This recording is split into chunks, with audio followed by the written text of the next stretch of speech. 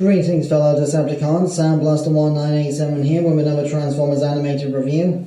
Today I'll be looking at Leader Class Bulkhead.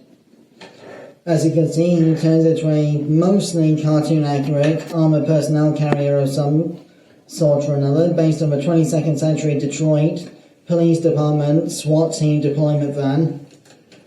But obviously for the sake of electronic play features and such, this figure has been modified. Not by me this time, but by Hasbro. Because apparently the way the electronic gimmicks for the head worked, maybe he's got this big sort of turret emplacement thing on his head. And he's got these racks of missiles attached to where his arms would eventually be in robot mode. Speaking of the electronics, if you press down on the Autobot symbol button, much like Megatron and Ultra Magnus from the same line, you get some vehicle accurate sound effects. And the longer you hold the button, the longer the lights and sounds keep going. As you can see, the lights of the actual light bar in vehicle mode are connected directly to the little light bulbs that flash in robot mode for the various sound effects. For size comparison, here is animated Bulkhead next to animated Voyager class Grimlock in robot mode.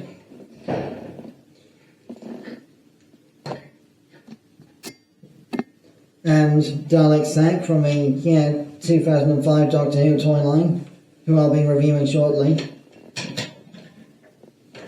To transform Bulkhead to robot mode, first what you want to do is open out the rear section of the vehicle mode like so, then come to the underside and bring out the robot leg. And once you bring down the actual waist piece, this spring-loaded clip thing will come into place. What you want to do next is swing the front wheels in like so to hide them, then clip this notch into this little hole in the waist joint like so, locking that in place. Then what you want to do is spread out the robot legs and flip up these little treaded foot pieces. Then fold in the rear wheel sections like so. Flip up these side door panels here. Bring down the rear wheel assembly, then disconnect the arms from the insides of the vehicle and the outer panels, then using the shoulder ratchets to get the joint tolerances out of the way, you want to bring these forward, like so. Swing the arms outwards so that the missile panels are on the outside edge. Then you want to sliding rail the lower back wheel assembly up the robot mode spine like so out of the way, then fold this piece down and lock it in place with this tab here going into that slot there. Then split this piece in half to become animated Bulkhead signature shoulder overhang pieces. There's a neat feature with these that I'll come back to later in the video. Then what you want to do is you want to open this piece here, which will trigger another sound effect. Whoops.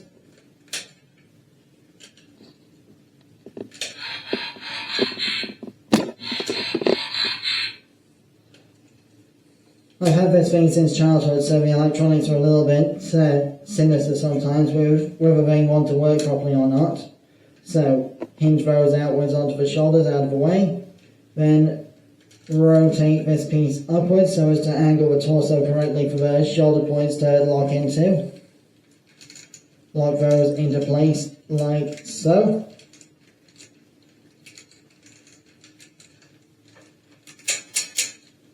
And finally what you want to do is bring these side pieces down out of the way to declutter the backpack a little. Then configure the arms how you want to and rotate these missile launcher assemblies 180 degrees so the missiles are pointed the right way.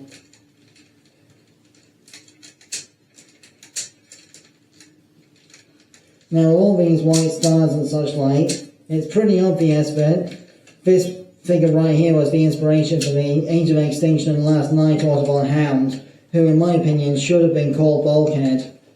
Because although G1 Hound was an army vehicle with general stars all over it as well, he was a lot more of a sort of, not exactly pacifist, but he was a lot more reluctant to fight, much like Beachcomber. compared to Bulkhead, who loves smashing things. Although animated Bulkhead was more of a gentle giant and an attempted artist more than anything else, compared to his Prime counterpart, who I'll just quickly show off a comparison to. So, here we have animated Bulkhead with Transformers Prime, Voyager class, or first edition Bulkhead, or APC Toys Arms Iron to be exact. And here we have Bulkhead next to animated Grimlock from the same line, so approximately the same robot height, but Bulkhead was about 15 quid more due to being the next size up in terms of the, pricing and such. Here's the Kingdom Mutant Tigatron for a more modern comparison. And for a non-Transformers comparison, here he is against Dalek Sack from the Doctor Who line. Now, articulation-wise, Bulkhead's pretty decent for an electronically hampered figure from a Transformers animated line. So, you do have a sliding, spring-loaded gimmick of a neck for the way he is able to speak through the electronics and such. And his mouth opens and his eyebrows move and such like when you press the button. I'll get back to that in a minute. But you also have extremely strong universal ratchets on the shoulders to go outward as well. You've also got a bicep swivel, which is pretty unheard of for an electronic Transformers figure like this. You've also got a just under 90 degrees elbow joint, with a sliding mechanism on the left hand to open and close his little claw hand here. And instead of a wrecking ball, which the Voyager version of this Bulkhead had, this version of Bulkhead comes with a little spring-loaded buzzsaw hand thing, which I'm not sure if he ever used in the cartoon, but you have to keep flicking the switch so as to make it keep spinning like the helicopter trigger buttons on the Armada Cyclonus mold.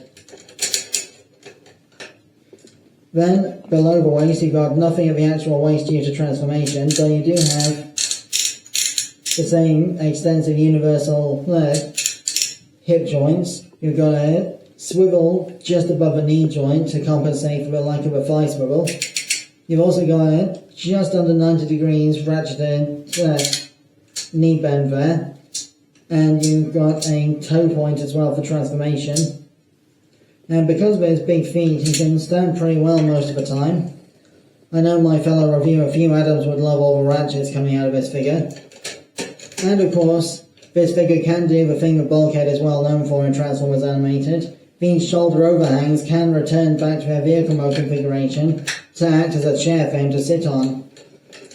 If I pose his legs like so, he can actually sit down just about on his little shoulder overhang pieces here.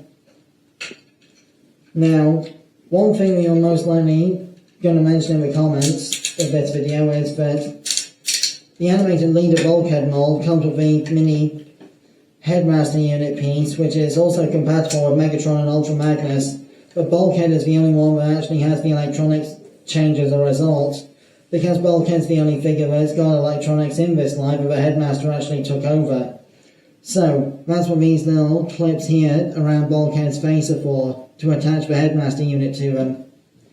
And unfortunately I can't find the Headmaster Unit in my collection to show off of this review, but it's a little hollow thing that goes over the heads of the leader class figures, and on Bulkhead it would actually change the electronics because of the pins inside the Headmaster Unit connection points, so sticking into little buttons around the collar of Bulkhead's head here, which would change the electronics from Bulkhead's normal voice of Bill Fager-Backing, who was also Patrick Star from the SpongeBob cartoon, but it would be changed to the voice of, I believe, Alexander Polanski or something similar to that, who was the voice of Henry Masterson, the former Sundac systems engineer that ended up becoming a supervillain, the Headmaster, with his little flying Headmaster robot thing. Polanski was also the voice of Arjet in the Ben 10 franchise, the little alien porcupine black arms dealer. And he was also the voice of a supervillain Control Freak, the fourth wall-breaking TV addict from the 2003 Teen Titans cartoon, among other things. But anyway, if you click the Headmaster Unit over Bulkhead's head, it would change the voice lines to the sort of early 2000s video game slang jargon of the Headmaster Unit. Ownage, total ownage. But with Bulkhead's normal voice lines, you've got "You can do it, buddy," which is basically re-encouragement for Bumblebee when he's got his self-esteem issues. "Sorry, my bad," which is normally Bulkhead's apologist excuse for breaking things that he wasn't meant to break in the Autobots headquarters. And finally, "Time for the big guns," which I suppose could be his battle cry of sorts.